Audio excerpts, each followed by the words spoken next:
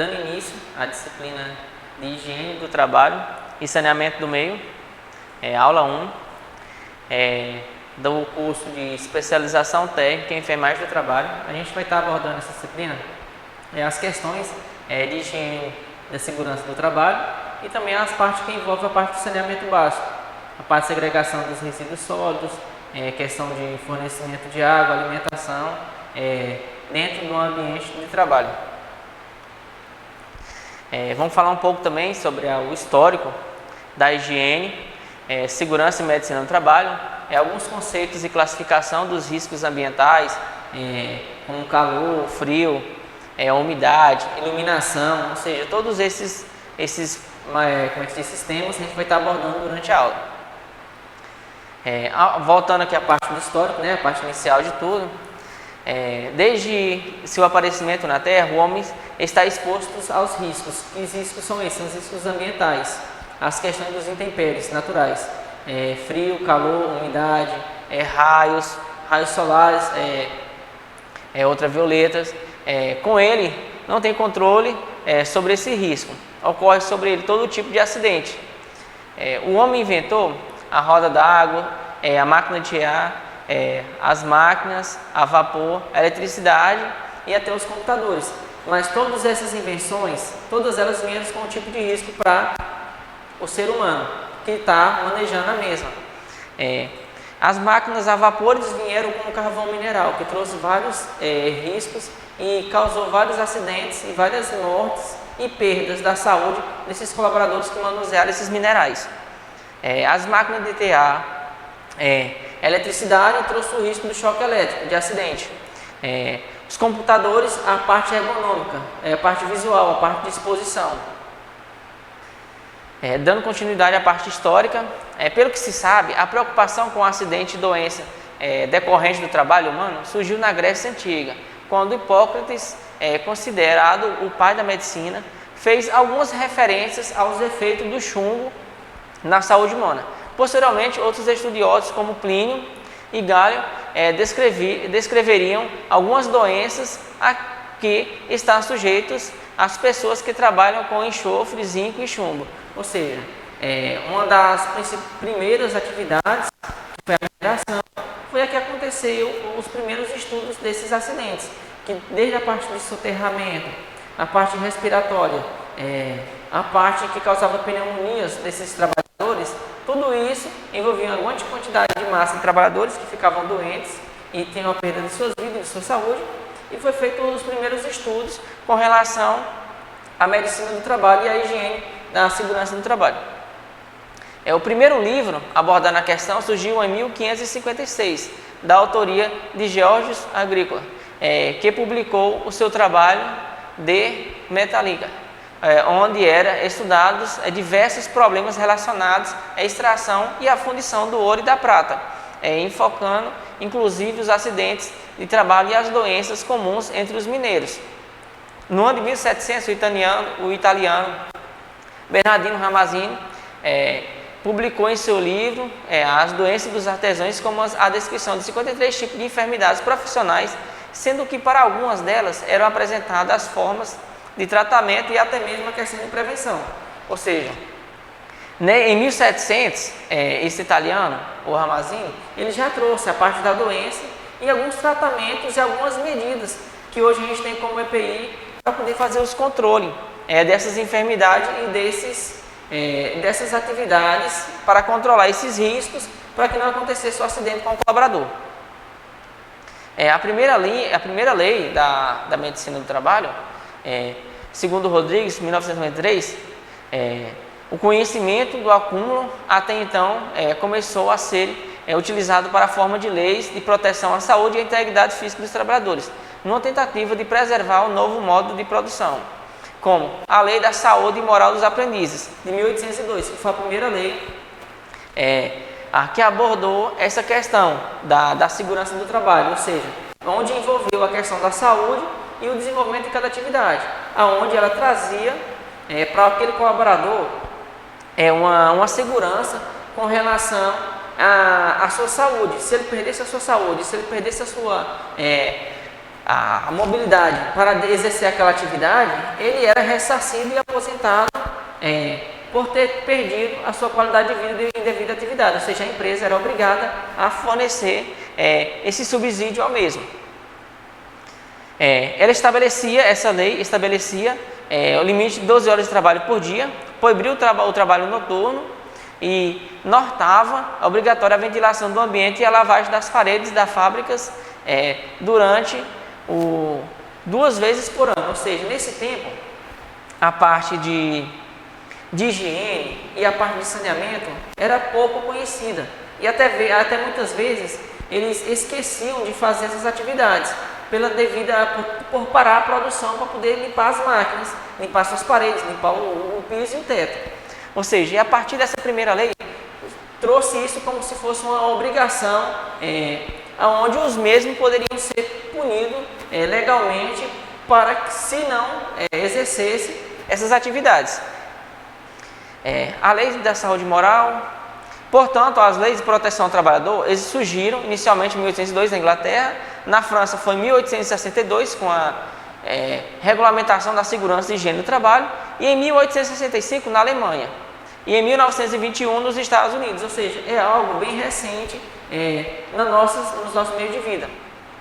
E até hoje a gente ainda tem muitos trabalhos análogos onde o colaborador não traz essa segurança para o seu colaborador, da higiene higiene do trabalho e da parte de saneamento do meio em que ele está adotando a sua atividade. No Brasil, durante os primeiros 3 séculos da nossa história, as atividades industriais ficaram restritas a engenho de açúcar e a mineração, ou seja, mão de obra escrava. Na primeira fábrica, em 1840, surgiram os primeiros estabelecimentos fabris no Brasil. A primeira máquina a vapor surgiu em 1775 na Inglaterra, enquanto no Brasil surgiu apenas em 1869, quase um século depois, na província de São Paulo, onde foi uma máquina que veio para a cidade de Itu. A primeira lei trabalhista brasileira foi em 1919, surge a primeira lei de acidentes do trabalho com o decreto legislativo 3.724 de 15 de janeiro, como ponto de partida da intervenção dos estados nas condições de consumo e força do trabalho da indústria em nossos países, ou seja, aqui começou a parte de dar mais valor à mão de obra e não apenas ao produto e à empresa em que estava fornecendo e pagando esses impostos. O primeiro médico do trabalho, em 1920, surge o primeiro médico de empresa brasileira, quanto à Fiação Maria Zélia, situada no bairro Tatuapé, na cidade de São Paulo, contratar um médico para dar atenção à saúde dos trabalhadores durante a execução das suas atividades na sua empresa, ou seja, e hoje é tido como uma lei, né? Devido à quantidade de colaboradores, você tem o quadro onde você vai montar a parte técnica de segurança do trabalho, auxiliares de enfermagem, e enfermeiros e médicos do trabalho. Seguindo aqui na parte histórica, em 1944 surge a terceira lei de acidentes do trabalho no Brasil, com o decreto-lei 7.036 de 10 de novembro, que no seu artigo 82 formulou a legislação sobre o seguro de acidentes do trabalho. Foi a primeira lei a tratar especificamente do assunto, quanto obrigou as empresas a organizarem comissões internas com o objetivo de prevenir acidentes. Ou seja, foi nessa datação, a partir dessa lei 7.036, que começou a surgir a Comissão Interna de Prevenção de Acidentes, que hoje é conhecida para a gente como a CIPA, que é onde ela tem representantes da empresa, do contratante e representantes dos colaboradores. Onde ela tem o objetivo de prevenir o acidente, ou seja, a gente vai fazer aquela campanha, vai estar mostrando no dia a dia de certas atividades para que não aconteça aquele acidente. Determinou que as empresas com mais de 100 funcionários constituem a Comissão Interna de Acidentes, uma Comissão Interna de Prevenção de Acidentes, uma CIPA. Essa comissão foi então regulamentada pela primeira vez pela Portaria 229, baixado pelo então Departamento Nacional do Trabalho, de onde recebeu a sua denominação até hoje conhecida, que é a Comissão Interna de Prevenção de Acidentes, a CIPA. Higiene do trabalho. Saindo da parte histórica, agora vamos entrar na parte dos conceitos da higiene do trabalho e saneamento do meio. Higiene do trabalho é uma das ciências que atua no campo da saúde ocupacional, aplicando os princípios e recursos da engenharia e da medicina no controle e na prevenção das doenças ocupacionais. Essas chamadas também doenças do trabalho ou moléculas profissionais condições ambientais ou execução de determinadas atividades remuneradas. Ou seja, a higiene do trabalho, ela vem trazer a parte onde você vai ter aquela conscientização, aquelas semanas preventivas, semana do câncer, semana das questões psicológicas, as questões masculinas, ou seja, o carnaval, todas essas campanhas é abordada dentro da higiene do trabalho. Outras questões também que traz a questão de levantamento de peso, aptidão física, questões ergonômicas, tudo isso é abordado com esse tema de higiene e segurança do trabalho. A higiene do trabalho é um conjunto de normas e procedimentos que pretende combater, de um ponto de vista não médico, as doenças profissionais, ou seja, ela traz a parte da engenharia, a parte do treinamento, a parte da qualificação profissional, da experiência, da aptidão física e mental dos colaboradores, uma parte não médica, para inibir certos tipos de acidente em certas atividades, protegendo-se a integridade física e mental do trabalhador, preservando dos riscos à saúde inerentes às tarefas do cargo e ambiente físico onde são executadas as suas atividades.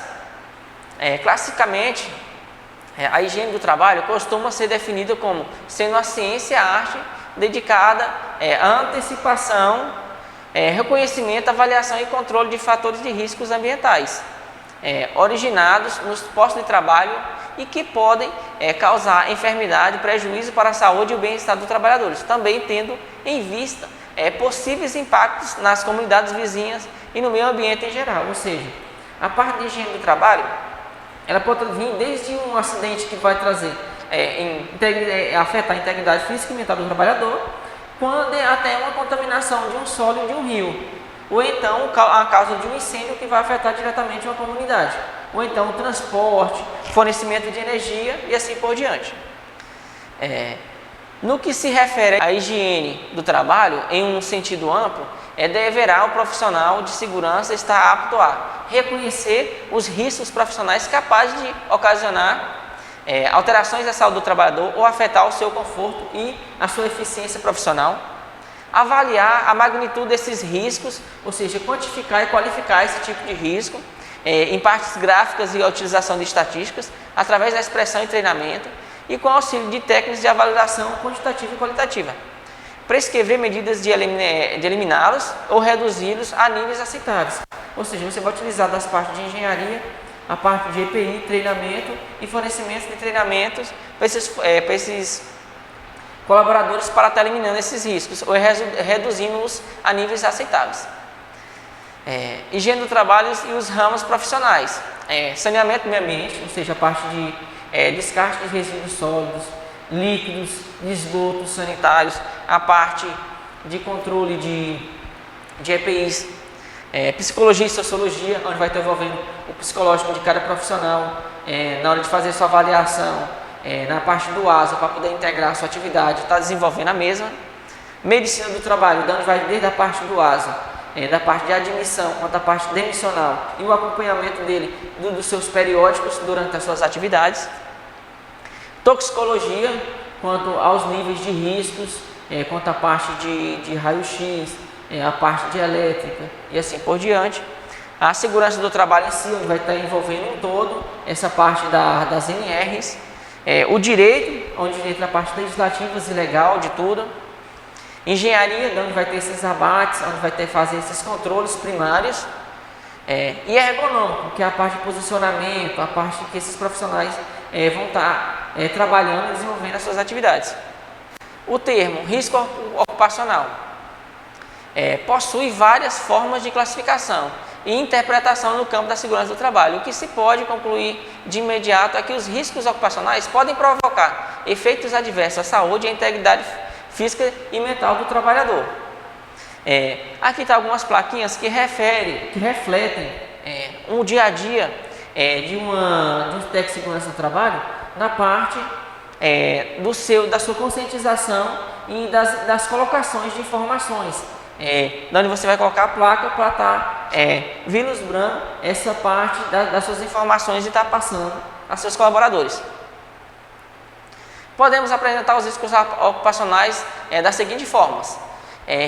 Riscos operacionais ou mecânicos, quando vai ter aquela parte da lesão propriamente disso, são as condições adversas de trabalho, atividades mecânicas que envolvem máquinas e equipamentos, surgindo lesões ao trabalhador quando a ocorrência de algum tipo de acidente. Riscos comportamentais, que envolvem aspectos individuais do trabalhador, motivação, despreparo técnico, aquela pessoa que você contrata sem experiência e coloca ela para trabalhar em certas máquinas que oferecem uma grande quantidade de risco. E riscos ambientais, que estão definidos seguindo a NR9 no seu PPRA, e também a NR15 das atividades operacionais insalubres. Riscos ergonômicos, que está definido pela NR17, como os agentes decorrentes das condições de trabalho, ações psíquicas, esforço, movimento repetitivo, as condições que envolvem a questão de ventilação, iluminação, escadas e assim por diante. E obrigado e até a próxima aula.